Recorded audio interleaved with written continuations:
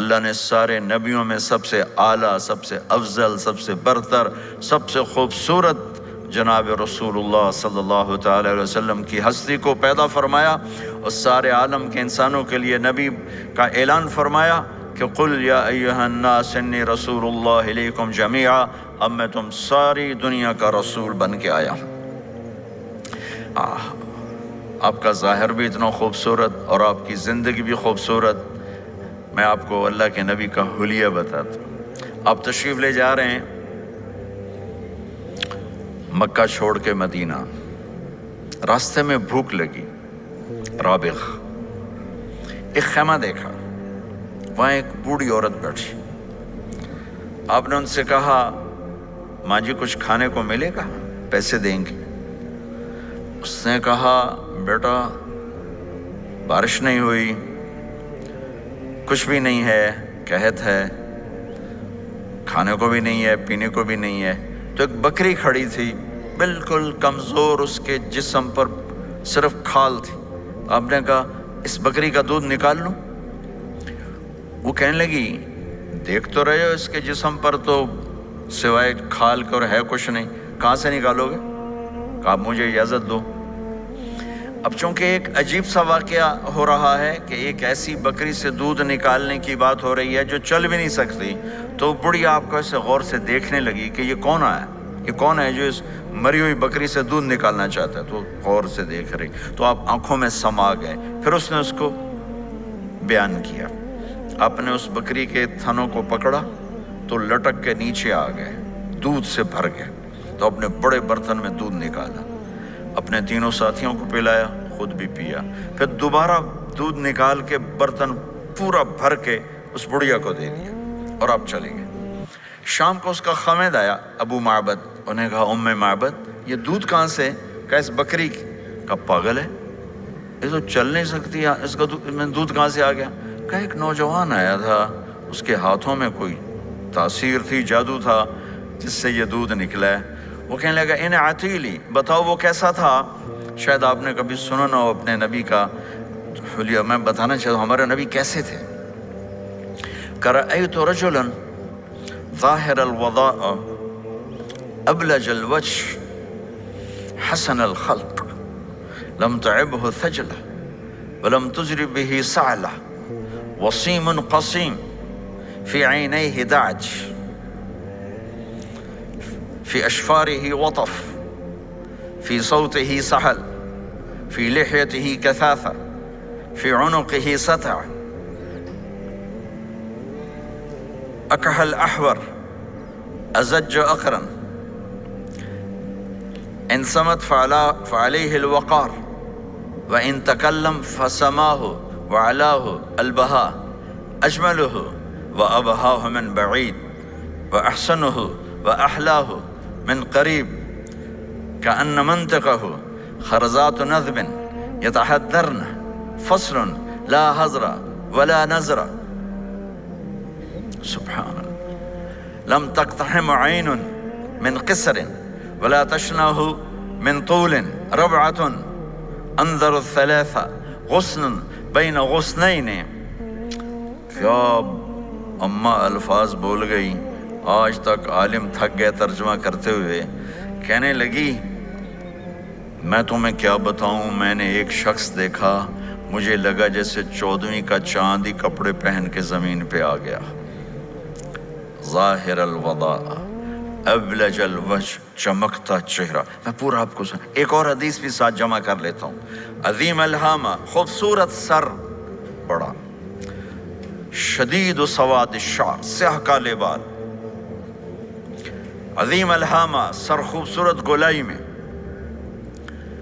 واسع الجبین، کھلا ماتھا، ازہر اللون، کلیوں جیسا خوبصورت رنگ چمکتا ہوا۔ پھول میں چمک تھوڑی ہو جاتی، کلی میں زیادہ ہوتی، کلیوں جیسا رنگ چمکتا ہوا۔ ازج الحواجب، یہ بڑے خوبصورت گول، وہ آج کل کیسے یہ پر پینسلیں لگا کے بیچاریاں یہاں تک لے جاتی ہیں، وہ پھر پینسل کا رنگ اتر جاتا ہے، پھر اندر سے وہی عجیب و غریب نظر آنے لگتا ہے۔ تو میرے نبی کی اللہ نے ایسے خود بنا دی، ایسے پورے چلتی ہوئی یہاں تک آتی تھی۔ من غیر قرن، یہاں بال نہیں تھے، یہاں یہ جگہ خالی تھی۔ جن کے ہوتے ہیں وہ بیچاری یہاں سے نکال ہائے ہائے بھی کرتے ہیں اور نکالتے بھی ہیں۔ من غیر قرن، یہاں بال نہیں تھے۔ بینہما عرق یدرہ الغضب، یہاں ایک وین تھی، وین جب آپ کو غصہ آتا تھا تو آپ غصے کو برداشت کرتے تھے، نکالتے نہیں تھے، برداشت کرتے، تو وہ یہاں ایسے ایسے ایسے ایسے ایسے ایسے حرکت کرنا شروع کر دیتی تھی، تو اس سے پتہ چلتا تھا کہ اللہ کے نبی غصے میں بیٹھے ہوئے ہیں۔ فی عینیہ دعج، آنکھ بڑی خوبصورت، موٹی، سیاہ، اشکل، لمبی، اہدب، یہ بال بڑے لمبے، اکحل، بغیر سرمہ کے سرمہ لگا ہوا، انجل، ابرج، اہدب، احوج، ادعج، اکحل، یہ سب نام میرے نبی کی آنکھوں کے ہیں کہ اللہ نے ایسی خوبصورت آنکھ کائنات میں اور کسی کو نہیں تھی۔ حسین آنکھ تھی، اس میں باریک سرخ دھاریاں تھیں، اور سیاہی سیاہ تھی، سفیدی سفید تھی۔ جب آپ آنکھ اٹھا کے کسی کو دیکھتے تھے کوئی آپ کی آنکھوں میں آنکھیں نہیں ڈال سکتا، سب ایسے ہو جاتے تھے۔ اس لیے میرے نبی یوں نہیں دیکھتے تھے، لوگ ایسے دیکھتے تھے، ایسے۔ جل نظرہ الملاحظہ، ایسے جب کبھی آنکھ اٹھتی تھی پھر سب آپ کے سامنے یوں ہو جاتے تھے، کوئی آپ کے چہرے پہ نظر نہیں ڈال سکتا تھا۔ فی اشفارہ وطف، خوبصورت بال، اخن العرنین، ناک تھوڑا سا یہاں سے اٹھا ہوا، یہاں سے باریک، لہو نور یعلوہ، یہاں نور نظر آتا تھا، اسے چمکتا ہوا۔ ضلیع الفم، ہونٹ بڑے خوبصورت، کھلے ہوئے، کھلے ہوئے اور چوڑے منہ کے ساتھ۔ اشنب براق الثنایا، مفلج الاسنان، دانت ایسے گولائی میں خوبصورت چمکتے ہوئے، جب کبھی آپ مسکراتے آپ کے دانتوں کا نور دیواروں پہ پڑتا ہوا نظر آیا کرتا تھا۔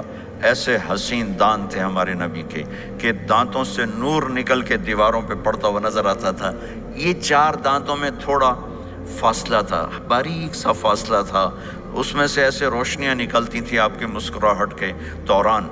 سہل الخدین، یہ گال آپ کے نہ ایسے نیچے کہ کمزور ہوں، نہ ایسے ابھرے ہوئے کہ برے نظر آئیں۔ کث اللحیہ، داڑھی بڑی خوبصورت گھنی، نیم گھنگریالے، اور داڑھی میں سر میں 14 سفید بال تھے، اور ایک روایت میں 20 سفید بال تھے۔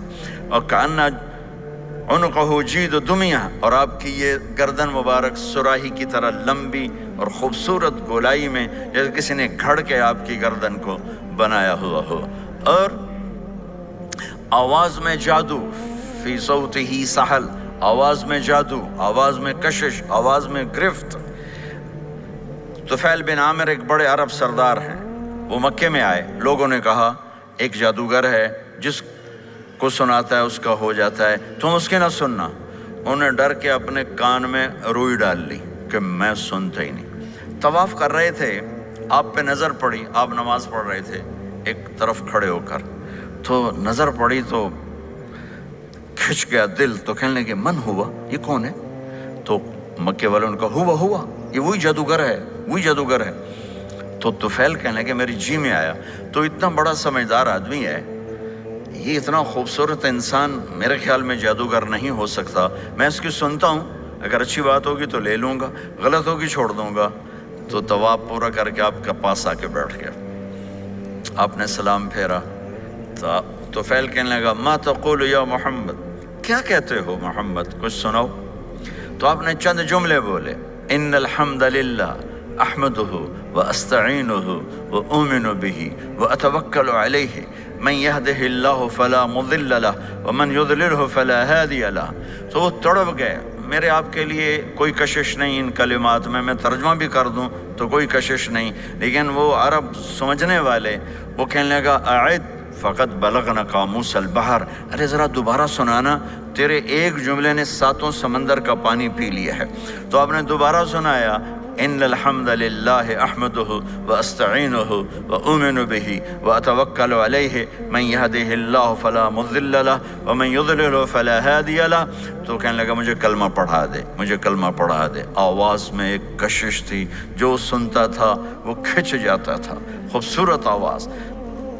بعید ما بین المنکبین، چوڑی چھاتی، کھلی چھاتی، عریض الصدر چوڑا سینہ، سوا البطن والصدر سینہ اور پیٹ برابر۔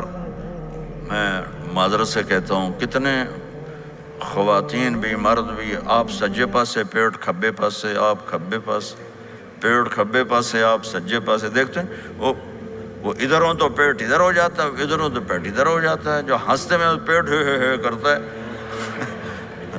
زبان سے نہیں، وہ پیٹ سے ہنستے گڑ گڑ گڑ گڑ گڑ گڑ گڑ۔ تو میرے اللہ کو انتہائی ناپسند ہے، موٹا چاہے عورت ہو چاہے مرد ہو، اور مولوی موٹا تو سب سے برا لگتا ہے۔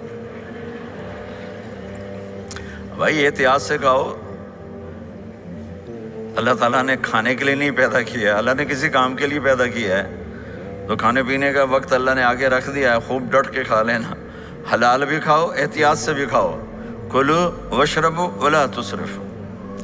اور اللہ تعالیٰ نے کھانے کا والتین والزیتون وطور سینین وهذا البلد الامین، اللہ نے اعلیٰ ترین غذا کی قسم اٹھائی، اور اس میں ذائقہ نہیں دیکھا، نہ انجیر کا ذائقہ ہوتا ہے اتنا اچھا، اور زیتون تو ویسے ہی کڑوا ہوتا ہے۔ تو یہ اللہ تعالیٰ سموسے پکوڑے کی قسم بھی کھا سکتا تھا، مجھے سموسے کی قسم، مجھے پکوڑے کی قسم۔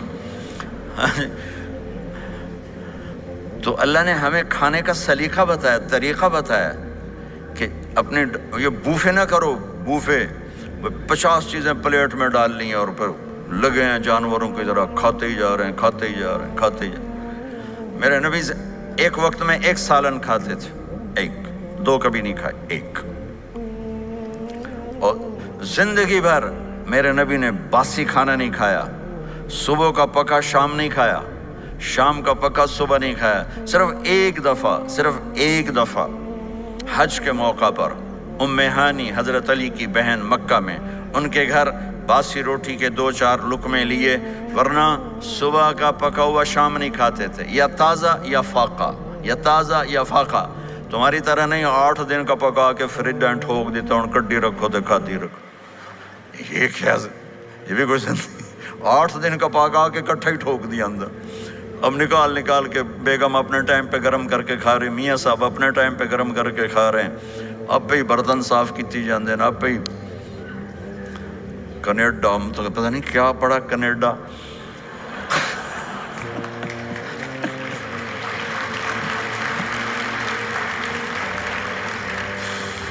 میں انگلینڈ گیا تو میرے بڑے اچھے دوست ہیں، وہ کہنے کہ مولانا میں نئی گاڑی لایا ہوں، آپ کو اس میں بٹھانا ہے۔ کہ اچھا کتنے کی؟ کہنے کا 2.5 لاکھ پاؤنڈ کی ہے، 2.5 لاکھ پاؤنڈ کی۔ میں نے کہا اس کا ڈرائیور کون ہے؟ کہا جی ڈرائیور تو ہم خود ہی ہوتے ہیں۔ میں نے کہا پھر ہماری سوزوکی اچھی ہے جس پر ڈرائیور رکھا ہوتا ہے، صاف بھی کرتا ہے بٹھاتا بھی ہے، تم اچھے 2.5 لاکھ پاؤنڈ کی گاڑی لی ہے، ٹائر بھی خود دھو رہے ہو اور اس کے میٹ بھی خود صاف کر رہے ہو نکال کے، ابھی بیگم نے برتن بھی تم سے صاف کروانے ہیں، وہ الگ سے کام ہے۔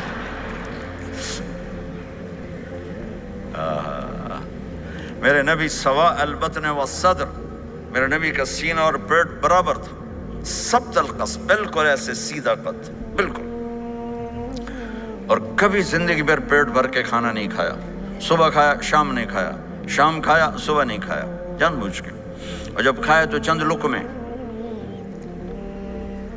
دقیق المسربہ، یہاں بالوں کا تار تھا جو ناف پہ آ کے ختم ہوتا تھا، باقی سارا جسم انور المتجرد، چمکتا ہوا جسم تھا، چمکتا ہوا۔ راہ بر راہ، یہ ہتھیلی کشادہ، شسن الکفین والقدمین، یہ جگہ اور پاؤں کی یہ جگہ، اس پر گوشت خوبصورت مسیح القدمین، اس طرح تھا کہ یہ رگیں نظر نہیں آتی تھی، اور جو حصہ آپ کا کپڑوں سے باہر نظر آتا وہ نور چمکتا نظر آتا تھا۔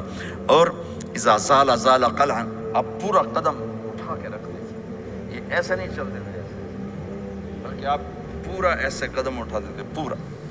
اور یقارب الخطا، قدم چھوٹا چال میں تیزی، ایسے لمبے قدم نہیں اٹھاتے تھے، چھوٹا قدم لیکن اس میں تیزی بہت۔ یمشی تکفین، ذرا کندھے جھکا کے چلتے تھے، اکڑ کے زندگی بھر نہیں چلے، ہمیشہ یوں چلتے تھے، تھوڑی گردن بھی جھکی ہوئی تھوڑے کندھے بھی جھکے ہوئے اور عاجزی، اور ہمیشہ سلام میں پہل فرماتے تھے، جس کو بھی ملتے تھے سلام میں پہل ہوتی تھی، اور اتنے عالی اخلاق تھے، کبھی کسی کو یوں کر کے نہیں بلایا، ہمیشہ یوں کر کے اشارہ کر کے، پورے ہاتھ کا اشارہ کر کے بلایا۔ اور جب کبھی آپ کو دائیں بائیں سے کوئی بلاتا یا رسول اللہ تو آپ یوں نہیں کرتے تھے، میں یوں کھڑا ہوں، مجھے فوزان کہتا ہے مولانا صاحب تو میں اتنا ہی کروں گا، جی فرمائیے کیا کہنا ہے۔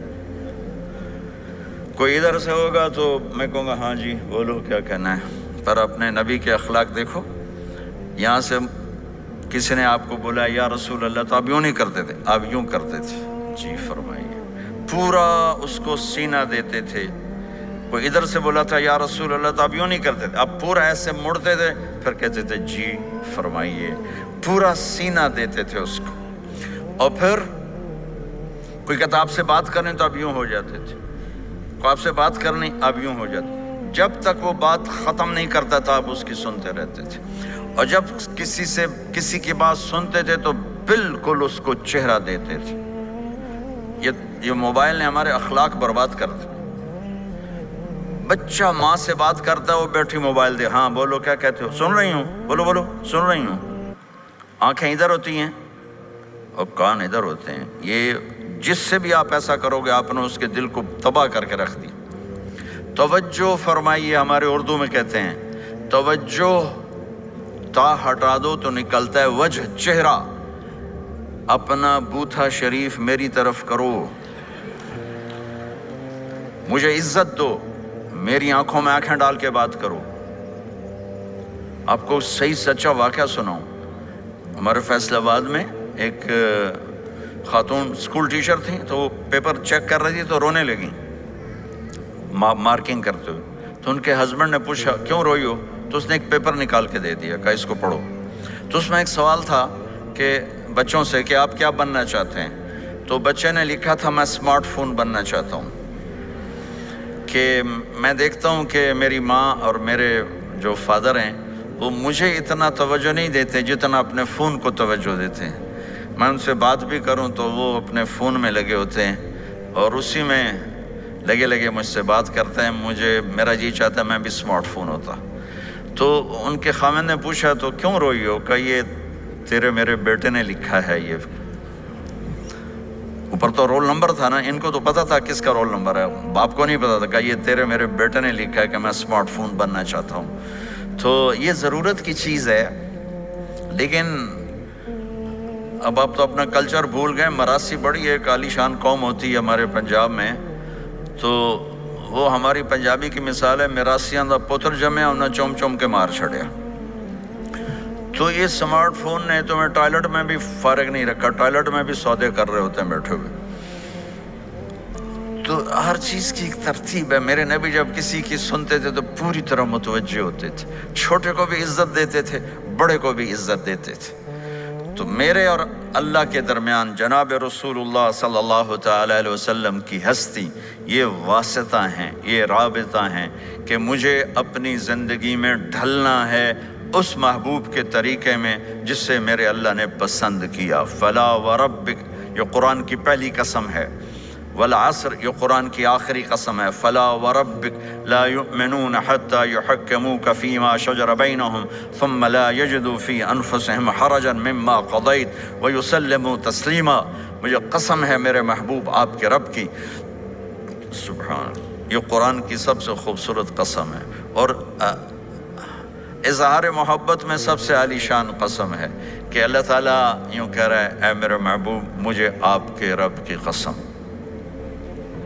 خود ہی قسم اٹھاتا ہے اور انداز ایسا ہے جیسے قسم اٹھانے والا کوئی اور ہے اور رب محمد کوئی اور ہے۔ یہ اظہار محبت کی آخری شکل ہوتی ہے کہ قسم اٹھانے والا اپنے آپ کو دو بنا دے۔ مجھے آپ کے رب کی قسم، کینیڈا والوں کو بتا دیں جب تک آپ کے طریقوں پر نہیں آئیں گے میں انہیں قبول نہیں کروں گا۔ اللہ کے نبی کو راضی کرنا، ان کے خوشی کو حاصل کرنا۔ ایک صحابی آئے، یا رسول اللہ میرا پڑوسی ہے، اس کی کھجور ایسے ہو کر میرے گھر کے صحن میں اس کے چند آتے ہیں شاخیں، جب پھل لگتا ہے تو وہ گر جاتا ہے تو میرے بچے اٹھاتے ہیں تو ادھر سے دوڑ کے آتا ہے، ان کے منہ سے کھجور نکال لیتا ہے۔ آپ اسے کہیں کہ بچوں پہ اتنی سختی نہ کرے۔ آپ نے اسے بلایا، وہ منافق تھا، آپ نے اسے بلا کر کہا کہ یہ کھجور مجھے دے دو اور اس کے بدلے جنت میں مجھ سے ایک کھجور لے لو۔ وہ کہنے لگا یا رسول اللہ یہ مجھے اور میرے بچوں کو بڑی پسند ہے، کوئی اور ہوتی تو میں دے دیتا۔ اب چپ ہو گئے، وہ چلا گیا۔ ایک صحابی بیٹھے تھے، ابو الدحدہ، یا رسول اللہ میں لے دوں؟ مجھے آپ وعدہ کرتے ہیں، مجھ سے وعدہ کرتے ہیں آپ مجھے جنت میں لے کر دیں گے؟ آپ نے کہا ہاں۔ تو پیچھے پہنچ گئے، کہنے لگے بھائی کھجور کا سودا کرو۔ کہا جاؤ جاؤ، میں نے اللہ کے نبی کو نہیں بیچی، تمہیں کیسے بیچ دوں؟ کہنے لگے جو تیرے منہ میں آتا قیمت مانگو۔ کہنے لگا اپنا باغ مجھے دے دے، کھجور لے لے۔ باغ میں 600 کھجوریں تھیں۔ تو کہنے لگا پکی بات ہے؟ کہاں پکی بات؟ کہ چلو باغ تیرا، کھجور میری۔ انہوں نے کہا ٹھیک، مجھے اور کیا چاہیے؟ 600 کھجوروں کا باغ۔ دوڑے دوڑے آئے، یا رسول اللہ میں نے کھجور خرید لی، آپ اب اس کو دے دیں۔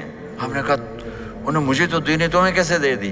کہا جی میں نے پورا باغ دے دیا اور کھجور اس سے لے لی، 600 کھجوروں کا۔ آپ نے کہا ہمارا پچھلا سودا کینسل، پہلے تھا ایک کھجور لے کر دوں گا، اب تیرا میرا سودا یہ ہے کہ تیرے لیے جنت میں بے شمار باغات بھی مل گئے اور تیرے لیے گھر بھی تیار ہو گئے۔ کم من عزق رداح ودار فیاح لأب الدحداح۔ انہوں نے وہیں سے چھلانگ لگائی اور دوڑے دوڑے باغ گئے، اندر نہیں گئے، باہر سے کھڑے ہو کر کہا ام الدحدہ باہر آ جاؤ، ہم نے یہ باغ اللہ اس کے رسول کو دے دیا۔ یہ میرے عزیزو جہاں بھی رہو محمد مصطفیٰ صلی اللہ علیہ وسلم کی مبارک اور پاکیزہ زندگی کو اپنا ساتھی بنا لو، تو یہ جہان بھی آپ کا ہے، وہ جہان بھی آپ کا ہے۔ کوئی مشکل زندگی نہیں ہے، چند فرائض ہیں، 5 وقت کی نماز ہے، کیا زور لگتا ہے؟ کتنی دیر لگتی ہے؟ 5 وقت نماز میں کتنی دیر لگتی ہے؟ اور مسافر ہو تو آدھی ہو جاتی ہے۔ روزہ سال کے بعد آتا ہے، آپ کے تو روزے ٹھنڈے ہوتے ہیں، چلو لمبے ہوتے ہیں لیکن ٹھنڈے ہوتے ہیں، ہمارے روزے تو بڑے گرم ہوتے ہیں، وہ بھی سال کے بعد ہے۔ اس میں بیمار ہو جاؤ تو معاف ہے، سفر میں ہو تو معاف ہے، بعد میں رکھ لینا۔ زکوٰۃ وہ مالدار پر ہے، حج مالدار پر ہے، غریب پر نہ زکوٰۃ ہے نہ حج ہے، تو پیچھے صرف ایک نماز رہ جاتی۔ نماز ایک ایسی دولت ہے جس کے بارے میں کوئی گنجائش نہیں ہے کہ اسے ہر حال میں ادا کرو۔ اگر اس میں کوئی گنجائش ہوتی تو مجھے میدان کربلا میں میرے نبی کے نواسے کی جب گردن اڑائی جا رہی تھی اور نماز کا ٹائم ہوا ہے تو آپ نے کوفے والوں سے کہا تھوڑی دیر رک جاؤ، مجھے نماز پڑھنے دو۔ تو انہوں نے کہا ہم نماز پڑھنے کے لیے جنگ نہیں روکیں گے، تو آپ نے فرمایا پھر ہم نماز نہیں چھوڑیں گے۔ آپ نے آدھوں کو لڑائی پہ لگا دیا اور آدھوں کے ساتھ مل کر آپ نے نماز ادا فرمائی، پھر ان کو لڑائی پہ لگا دیا اور پہلوں کو کہا نماز پڑھنے کو، اور عصر سے پہلے سب کے سر کٹ کے نیزوں پہ چڑھ گئے۔ تو ایک نماز ایسی چیز ہے، آپ بہت بڑا مجمع اہل ایمان کو، نوجوان بھی ہیں، بچے بھی ہیں، بچیاں بھی ہیں، خواتین بھی ہیں، حضرات بھی ہیں۔ میرے نبی کی زندگی میں نماز، میرے نبی جب دنیا میں تشریف لائے اور لیڈی ڈاکٹر ہی کہہ لو، دائی شفا بنت اسد، انہوں نے آپ کو ماں کے پہلو میں لٹایا تو آپ نے ایک دم ایسے کروٹ بدلی اور سجدے میں چلے گئے، لمبا سجدہ کیا، پھر اس کے بعد سر اٹھا کے یوں کیا اور اس ہاتھ کا سہارا لے کر اس ہاتھ کو یوں اٹھایا اور ایسے انگلی کو کیا تو ایک پورے عالم میں نور ہی نور پھیل گیا اور آپ گرے، اور پھر اس بچہ جیسے ہوتا ہے ویسے آتے ہی اعلان کیا کہ میں سجدے لے کر آ رہا ہوں۔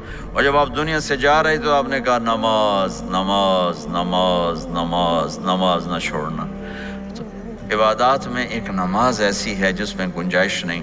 اور اس کے بعد دوسری زندگی میں چند چیزیں ہیں، چند چیزیں، ان سب کا خلاصہ کروں تو 4 چیزیں ہیں، سب کا خلاصہ کروں تو 4 باتیں، وہ بھی حدیث پاک میں ہے۔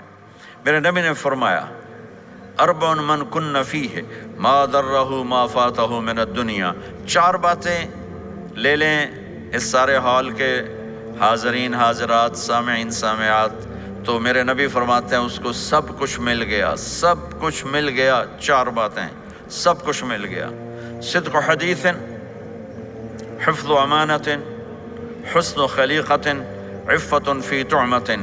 4 باتیں، سچ بولے جھوٹ نہ بولے، سچ بولے جھوٹ نہ بولے، دیانتداری سے کام کرے، دھوکہ نہ دے، اخلاق اچھے ہوں، بد اخلاق نہ ہو، رزق حلال ہو، حرام نہ ہو۔ 4 باتیں جو کر لے گا وہ پورا دین اس کے ہاتھ میں آ جائے گا۔ عبادات کے بعد نماز، فرائض، تو ایک سچائی ہو، ایک دیانتداری ہو، ایک اخلاق اچھے ہوں، اور ایک رزق حلال ہو، تو ہر چیز آپ کے تابع اللہ تعالیٰ کر دے گا۔ یہ پورے کا پورا دین ہے جو میرے نبی لے کر دنیا میں تشریف لائے۔ یہاں کے ماحول میں دوڑ لگی ہوئی ہے، اور ایک دوسرے کو خیال کرنا یا اس کے لیے وقت نکالنا، خاص طور پر جہاں والدین پوری دنیا میں ہی پریشان ہیں، لیکن ان ملکوں میں زیادہ پریشان ہیں کہ پتہ نہیں سسٹم ایسا ہے یا قدر کوئی نہیں ہے۔ لیکن میرے نبی نے فرمایا تھا، کاش میری ماں زندہ ہوتی تو تم لوگ دیکھتے میں کیا کرتا۔ میں عشاء کی نماز کے مصلی پہ کھڑا ہوتا، سورۃ فاتحہ پڑھ رہا ہوتا، اور ادھر سے میری ماں مجھے پکارتی محمد، تو میں ماں کے لیے نماز توڑ دیتا۔ ایک صحابی کا پیغام آیا ان کی بیگم کا کہ وہ مر رہے ہیں لیکن کلمہ نہیں پڑھا جا رہا، تو آپ تیزی سے اس کے گھر گئے، دیکھا تو وہ بول رہے ہیں۔ ہم نے کہا کلمہ پڑھو، کہا جی نہیں پڑھا جاتا، ویسے بول رہے ہیں نہیں پڑھا جاتا۔ آپ نے پوچھا اس کے والدین میں کون زندہ ہے؟ کہا جی ماں زندہ ہے۔ آپ نے کہا بلاؤ، کہ ماں آ گئی۔ آپ نے کہا تم اس سے ناراض ہو؟ کہا جی ناراض ہوں۔ کیا ناراضگی ہے؟ کہ یا رسول اللہ بدتمیزی سے بولتا تھا، بس اور کوئی ناراضگی نہیں، بہت نیک بچہ ہے، تہجد بھی پڑھتا ہے، روزے بھی رکھتا ہے، قرآن بھی پڑھتا ہے، مجھ سے بولتا ہے تو سخت ہو کے بولتا ہے، ریش ہو کے بولتا ہے۔ تو آپ نے کہا معاف کرتی ہو؟ کہا نہیں میں نہیں معاف کرتا۔ تو آپ نے فرمایا میں اسے آگ لگا دوں پھر سفارش کرو گے؟ کہا ہاں ہاں پھر تو کروں گے۔ کہا اگر تو نے معاف نہ کیا تو اللہ اسے جہنم میں ڈال دے گا۔ انہوں نے کہا نہیں میں معاف کرتی ہوں۔ جب ماں نے کہا میں معاف کرتی ہوں، آپ نے کہا کلمہ پڑھو، تو اس نے کہا لا الہ الا اللہ، اور اس کی جان نکل گئی۔ پھر آپ نے ان کا جنازہ پڑھایا اور فرمایا کہ جس نے ماں باپ کو دکھ دیا اس پہ اللہ کی لعنت، اس پہ زمین آسمان کی لعنت، ان کی نہ نماز قبول ہے، نہ روزہ قبول ہے، نہ صدقہ قبول ہے۔ تو مجھے آپ اکثر نوجوان نظر آ رہے ہیں، آپ فیملیز والے ہیں، اپنے ماں باپ کو عزت دیں، اپنے ماں باپ کے پاؤں دھو کر پئیں، ان کی دعا لے لیں، وہ دعا آپ کو کہاں سے کہاں پہنچا دے گی۔ ماں باپ کی دعائیں وہ کام کرتی ہیں جو نہ امریکن ڈالر کرتا ہے، نہ کینیڈین ڈالر کرتا ہے، نہ برٹش پاؤنڈ کرتا ہے، نہ پاکستانی ہندوستانی روپیہ کرتا ہے۔ ماں باپ کی دعاؤں سے 7 آسمان کے دروازے کھل جاتے ہیں، زمین آسمان کی برکتیں سمٹ کر ان لوگوں کے پاؤں میں آتی ہیں جو اپنے ماں باپ کی دعا لیتے ہیں۔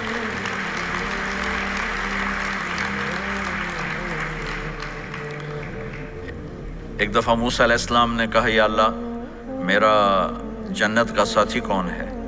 تو اللہ تعالیٰ نے فرمایا کہ وہ جو فلاں آدمی گوشت بیچنے والا، اس کو ہم قصاب کہتے ہیں، قصائی، یہ کوئی اتنا بڑا معزز پیشہ نہیں ہوتا۔ تو موسیٰ علیہ السلام بڑے حیران ہوئے کہ میرا ساتھی گوشت بیچنے والا، تو اس کو دیکھنے چلے گئے۔ دیکھا تو ایک عام آدمی جیسے گوشت بیچ رہا ہے ایسے ہی سارے بازار میں بیٹھا ہوا، دوسرے بھی بیٹھے ہوئے۔ جب شام ہوئی اس نے تھیلے میں گوشت کا ٹکڑا ڈالا اور گھر گیا، تو موسیٰ علیہ السلام بھی ساتھ گئے۔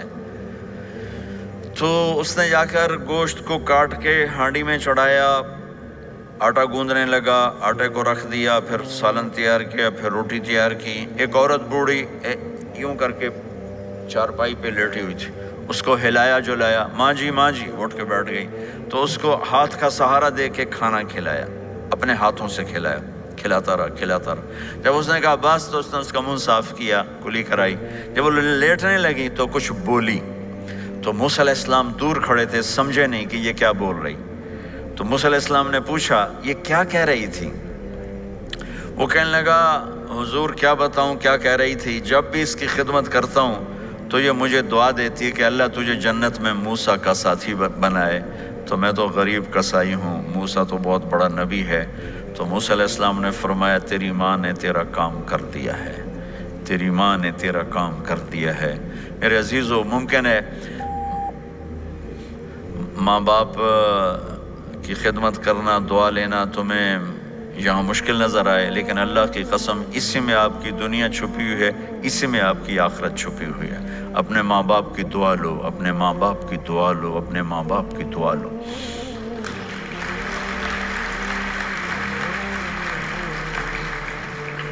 دوسرا رشتہ ہے یہاں خاوند اور بیوی کا۔ پورے ویسٹ میں طلاقیں بہت زیادہ ہو گئی ہیں، بہت زیادہ طلاق کی ریشو بڑھ گئی ہے۔